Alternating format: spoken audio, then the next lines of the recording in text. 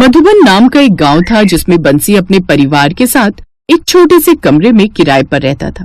बंसी की मां नीलम, उसकी पत्नी रितु और उसके 2 बच्चे, 8 साल की तन्वी और 10 साल का नक्श था। बंसी एक फैक्ट्री में काम करके अपने परिवार को पालता था। एक दिन बंसी अपने मालिक से कहता है, मालिक, मुझे कुछ पैसे मिल जाएंगे क्या? अभी तेरा महीना नहीं हुआ, महीने पर ही पैसे मिलेंगे। चल जाकर काम कर। अब काम करते नहीं ठीक से, मुंह उठाकर पैसे मांगने आ जाते हैं। मालिक, मुझे अपने कमरे का किराया देना है। मकान मालिक को पैसे नहीं दिए तो वो कमरा खाली करा देगा। तुझे सुनाई नहीं देता क्या? अभी पैसे नहीं है, महीने पर मिलेंगे। मालिक के ऐसा कहने पर बंसी काम करने लगता है और शाम को जब बंसी फैक्ट्री से घर आ रहा होता है, मालिक ने पैसे देने के लिए भी मना कर दिया। अब मैं मकान मालिक के पैसे कहाँ से दूंगा? बंसी ये सब सोच ही रहा होता है कि तभी सामने से एक कार आती है जिससे बंसी का एक्सीडेंट हो जाता है। तभी बंसी की मृत्यु हो जाती है। उसके परिवार को ये बात सुनकर बहुत बड़ा सदमा लगता है। ऐसे ही बंसी को खत्म हुए 2 दिन हो जाते हैं।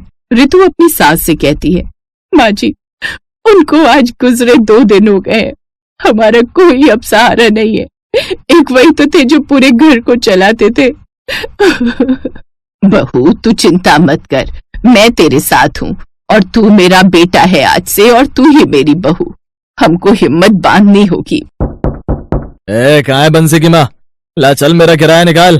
4 महीने से रोका हुआ है। भाई साहब, अभी तो मेरे बेटे की चिता भी ठंडी नहीं हुई है।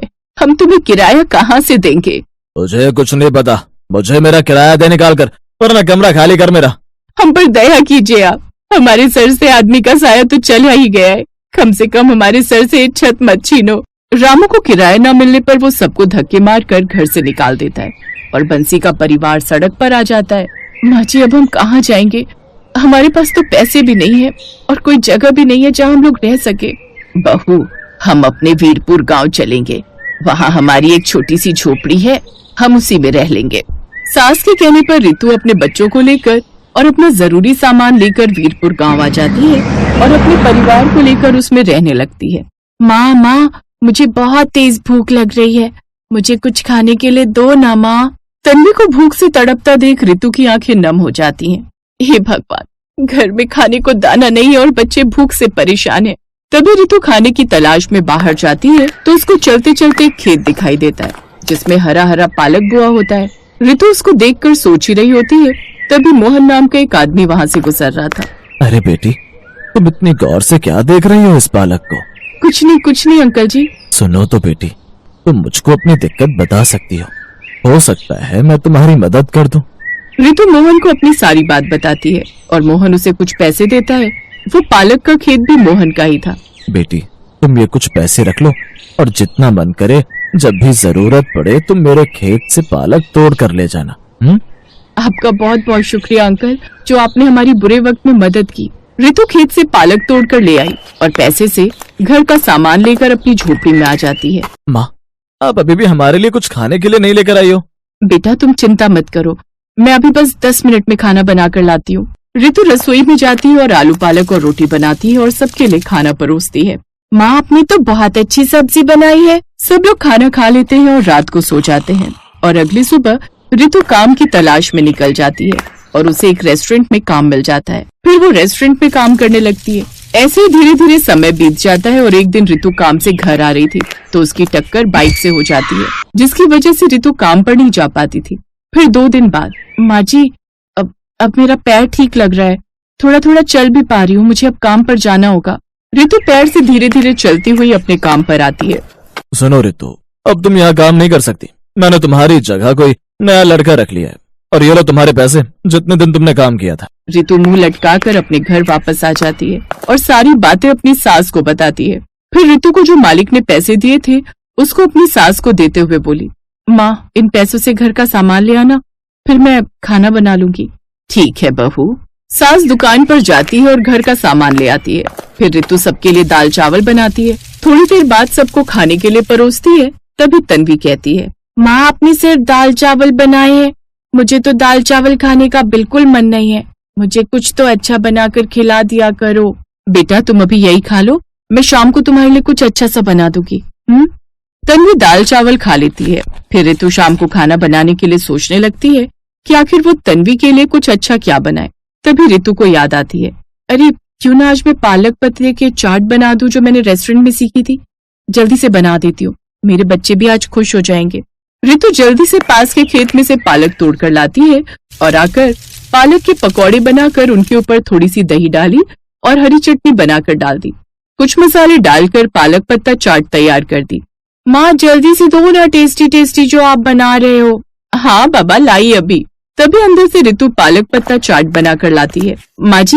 माँ जी और बच्चों, पालक पत्ता चाट खाकर बताओ कि कैसी बनी है।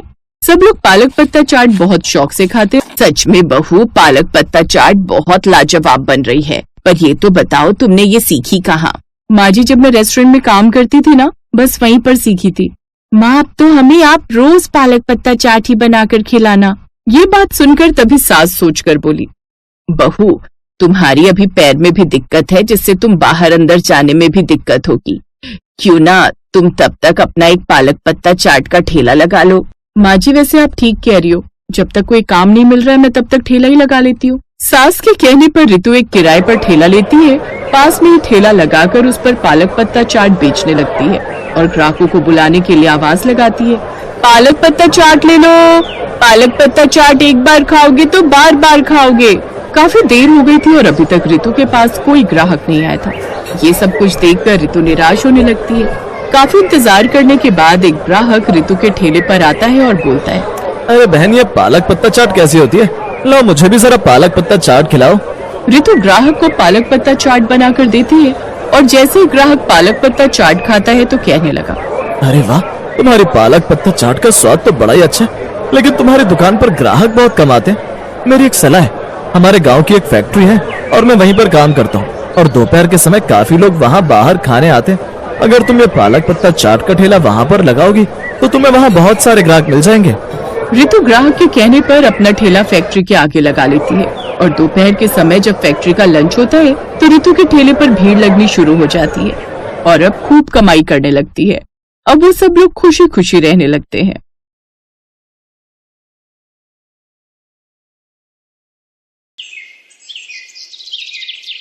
आज पायल को देखने लड़के वाले आए थे, लेकिन उन लड़के वालों में एक खासियत है कि उन्हें लड़की में कोई अच्छाई नहीं चाहिए, बस उन्हें पकौड़े बनाने आते हो।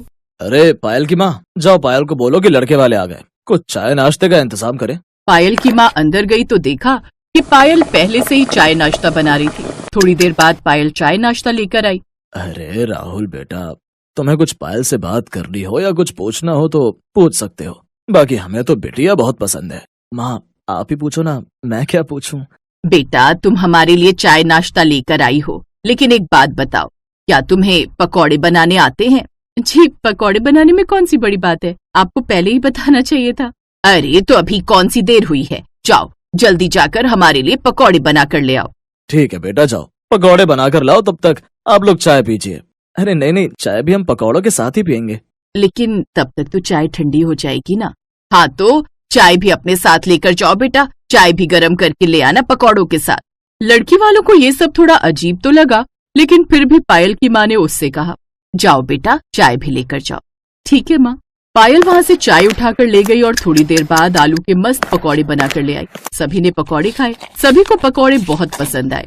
क्या बात है बेटा, तुम्हारे हाथों में तो जादू है, पकौड़े तो बहुत अच्छे बना लेती हो तुम। हमारा परिवार बहुत बड़ा है, हम सभी को पकौड़े खाने का बहुत शौक है, इसके अलावा कोई हमारा बड़ा शौक नहीं है। अगर आप लोगों को ठीक लगे तो रिश्ता पक्का समझे। हाँ, हमारी तरफ से भी रिश्ता पक्का ही समझिए। आप लोगों की इतनी बड़ी कोई मांग भी नहीं है, सिर्फ पकौड़े बनाने आते हो, वो तो हमारी बेटी को आते ही हैं। क्यों बेटा पायल? जी पिताजी। तो इस तरह राहुल की शादी पायल के साथ हो गई। ससुराल में उसकी 2 जेठानियां, 2 जेठ, एक ननद, सास ससुर और राहुल को मिलाकर बहुत बड़ा परिवार था। आज पायल की घर में पहली रसोई थी। बेटा, आज रात तुम्हारी इस घर में पहली रसोई है, हम सबके लिए खाना बना दो। लेकिन सासू माँ, खाने में क्या बनाना है? तभी वहाँ पर पायल की दोनों जेठानियां रानी और मोहिनी आ गई। सासू माँ, आपने देवरानी जी को बताया नहीं क्या? देवरानी जी, तुम मेरे लिए प्याज के पकौड़े बना दो और कुछ नहीं। और देवरानी जी, मेरे लिए बैंगन के पकौड़े बना देना, जिन्हें खाकर मजा आ जाए। बेटा, मेरे लिए पालक के पकौड़े बना देना। बहू, मेरे लिए मूली के पकौड़े बना देना, सारा सामान तुझे किचन में ही मिल जाएगा। और हम तीनों भाइयों के लिए जो तेरा मन करे उस चीज के पकौड़े बना देना, हम लोगों की कोई डिमांड नहीं है। हाँ, बस पकौड़े होने चाहिए और वो भी स्वादिष्ट। लेकिन भाभी मेरी तो एक डिमांड बहुत बड़ी रहती है। आपको अपनी छोटी सी प्यारी सी ननद की डिमांड माननी ही पड़ेगी। मेरे लिए आप पनीर के पकौड़े बना देना। लगता है इन लोगों ने कभी जिंदगी में पकौड़े ही नहीं खाए। क्या सोच रही है बहू, तुझे कोई दिक्कत है क्या? नहीं नहीं सासू माँ, कोई दिक्कत नहीं है। मैं बस पूछना चाहती हूँ कि आप लोग चटनी कौन सी लेंगे पकौड़ी के साथ? नहीं नहीं बहू, कोई चटनी वटनी नहीं चाहिए। ठीक है सासू माँ, अभी बनाती हूँ। पायल किचन में गई और पकौड़े बनाने लगी। पहले तो उसे लगा कि पकौड़े जल्दी से बन जाएंगे, लेकिन उसे अलग अलग प्रकार के पकौड़े बनाने थे, इसलिए उसे बहुत टाइम लग गया। किसी को पनीर के पकौड़े खाने थे, तो किसी को पालक के, तो किसी को बैंगन के। इस वजह से उसे तैयारी करने में ही 1 घंटा लग गया। फिर उसके बाद उसने पकौड़े बनाना शुरू किया। अरे बाप रे, इस पकौड़े वाले परिवार ने तो मुझे परेशान करके रख दिया। खैर कोई बात नहीं, आज पहली रसोई है, इसलिए इन लोगों को पकौड़े खाने होंगे। कल से तो खाना ही बनाना होगा। पकौड़े बनाने से आसान तो खाना बनाना ही है मेरे लिए। पायल ने सबकी पसंद के पकौड़े बनाए और सभी को सर्व कर दिए। सभी को पकौड़ों का स्वाद बहुत अच्छा लगा। क्या बात है पायल, तुझे तो पकौड़े बहुत अच्छे बनाने आते। इतने अच्छे अच्छे पकौड़े हम लोग भी नहीं बना पाते। हाँ पायल, बहुत अच्छे पकौड़े बनाए हैं तुमने। अरे देवर जी, हमने जब एक बार तारीफ कर दी तो तुझे तारीफ करने की क्या जरूरत है? आज तेरी सुहाग रात है ना, वहाँ जितनी मन करे उतनी तारीफ कर लेना अपनी बीवी की। सभी लोग जोर जोर से हंसने लगे। पहली रसोई की रस्म खत्म हो गई। आज पायल की पहली सुहाग रात थी और दोनों लोग अपने कमरे में बैठकर एक दूसरे से प्यार भरी बातें कर रहे थे। आप लोग तो सिर्फ पकौड़े खाकर ही सोने जा रहे हैं, खाना वाना नहीं खाएंगे क्या आप लोग? खाना खाने की क्या जरूरत है पायल, अभी जो हमने खाया वो खाना ही तो था। चलो ये सब छोड़ो, आज हमारी सुहाग रात है, प्यार भरी बातें करते हैं। तभी राहुल ने एक जोरदार डकार मारी। बाप रे, इतनी लंबी डकार! लगता है आपने कुछ ज्यादा ही पकौड़े खा लिए हैं। हाँ पायल, इतने स्वादिष्ट पकौड़े मैं आज तक नहीं खा पाया, इसीलिए ज्यादा खा गया शायद। थोड़ी सी वॉक करके आता हूँ, लगता है पेट में गैस बन गई है। राहुल घर के बाहर वॉक करने चला गया। किसी तरह वो रात बीती और सुबह हो गई। सुबह सुबह पायल सभी के लिए चाय बनाकर लाई। सासू माँ, आपने पायल को बताया नहीं कि सुबह सुबह हम लोग अकेले चाय नहीं पीते, चाय के साथ पकौड़े भी तो चाहिए होते हैं। अरे बहू, वो अभी अभी नई बहू बनकर आई है, धीरे धीरे उसे हमारे घर के नियम और कानून पता चल जाएंगे। बहू, सिर्फ चाय में मजा नहीं आएगा, तेरे हाथ के पकौड़े मिल जाते तो मजा आ जाता। हाँ भाभी, पकौड़े बना दो, अगर आप चाहो तो मैं भी आपकी मदद कर देती हूँ। पायल ने फिर से सभी की पसंद के अलग अलग पकौड़े बनाए। तब जाकर उन्होंने चाय और पकौड़े एक साथ खाए। पायल को ज्यादा कुछ समझ में नहीं आ रहा था कि उस घर में आखिर चल क्या रहा है। दोपहर का वक्त था, खाने का टाइम था। तभी पायल अपनी सास के पास आई और उससे बोली, सासू माँ, लंच का टाइम हो गया है, बताइए खाने में आप लोग क्या खाएंगे? बहू, शायद अभी तक तुझे कुछ समझ में नहीं आया। बहू, हम लोग सुबह नाश्ते में भी पकौड़े ही खाते हैं, दोपहर के खाने में भी पकौड़े ही खाते हैं और रात में भी हम लोग पकौड़े ही खाते हैं। पकौड़े के अलावा हमें कुछ खाना पसंद नहीं। लेकिन सासू माँ, हमें कभी कभी खाना भी खाना चाहिए, सिर्फ पकौड़े खाकर तो सबकी तबीयत खराब हो सकती है। बहू, हमने इस घर में तेरी शादी बस इसलिए की है क्योंकि तुझे इतने स्वादिष्ट पकौड़े बनाने आते हैं। इस घर में ना ही तेरी जेठानियों को ढंग के पकौड़े बनाने आते हैं, ना ही तेरी ननद को, और ना ही मुझे इतने स्वादिष्ट पकौड़े बनाने आते हैं। इसलिए चुपचाप सभी की पसंद के पकौड़े बना दे, और कुछ बनाने की जरूरत नहीं है। ठीक है सासू माँ, बना देती हूँ। पायल फिर से किचन में गई और सबकी पसंद के अलग अलग प्रकार के पकौड़े बनाने लगी। पकौड़े बनाते बनाते उसकी हालत खराब होने लगी। ऐसे ही दिन बीतते गए और एक दिन सभी के पेट में बहुत तेज दर्द उठा। सभी की तबीयत बहुत ज्यादा खराब हो गई, यहाँ तक कि पायल की भी। राहुल, जल्दी से पापा को फोन कीजिए, वही हमें अस्पताल ले जाएंगे, क्योंकि हम सबकी हालत बहुत खराब है। कौन किसको अस्पताल ले जाएगा भला? हाँ हाँ, तुम बिल्कुल सही कह रही हो, अभी करता हूँ ससुर जी को कॉल।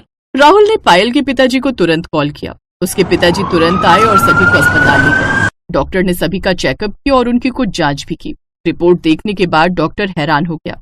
आप सभी के पेट में सड़न पैदा हो गई है, बहुत ही बड़ा इन्फेक्शन हुआ है सभी के पेट में। इतना ज्यादा ऑयली आप लोग खाते हैं, बस सब इसी का परिणाम है। क्या खाते हैं आप लोग खाने में? डॉक्टर साहब, मेरे ससुराल वाले सुबह से लेकर रात तक सिर्फ पकौड़े ही खाते हैं। नाश्ते में भी पकौड़े, लंच में भी पकौड़े, डिनर में भी पकौड़े। कोई रिश्तेदार आ जाए उसको भी पकौड़े ही खिलाते हैं हम लोग। मैंने कई बार इन लोगों से रिक्वेस्ट की कि कुछ और खाइए वरना तबीयत खराब हो सकती है, लेकिन ये लोग नहीं माने। देखिए, बहुत बुरी बात है। अब आप लोगों को कुछ पौष्टिक आहार, हरी सब्जियां, ये सब लेने पड़ेंगे, वरना बहुत बुरा हो सकता है आप लोगों के साथ। अगर आपने पकौड़े खाए तो जो मैं दवा देने जा रहा हूँ, ये दवाइयां भी असर नहीं करेंगी, क्योंकि इम्यूनिटी भी बहुत वीक हो चुकी है आप लोगों की। डॉक्टर साहब, हमें नहीं पता था कि पकौड़े खाने से इतना नुकसान हो सकता है हम लोगों को। सिर्फ आप लोगों की ही नहीं, बल्कि आपकी बहुएं प्रेग्नेंट होंगी तो आने वाली संतान भी स्वस्थ पैदा नहीं होंगी, उसे भी शुरू से बीमारियां पकड़े रहेंगी। मैं तो कहूंगा अगले 6 महीने तक आप लोग पकौड़े को हाथ तक मत लगाना। उसके बाद खाने का मन हो तो कभी कभार खा सकते हो। डॉक्टर साहब, हम आपसे वादा करते हैं कि अब हम लोग कभी पकौड़े नहीं खाएंगे। बस किसी तरह इस बार हम सबको ठीक कर दीजिए। हमने अपनी बहू को भी पकौड़े बनवा बनवा कर बहुत परेशान कर डाला। डॉक्टर साहब ने सभी को ग्लूकोज की ड्रिप चढ़ा दी। 2 दिन सभी को एडमिट रखा। 2 दिन बाद वो लोग अपने घर आ गए और उस दिन के बाद सभी ने मिलजुल कर पौष्टिक खाना बनाना शुरू कर दिया और पकौड़े खाने हमेशा हमेशा के लिए बंद कर दिए।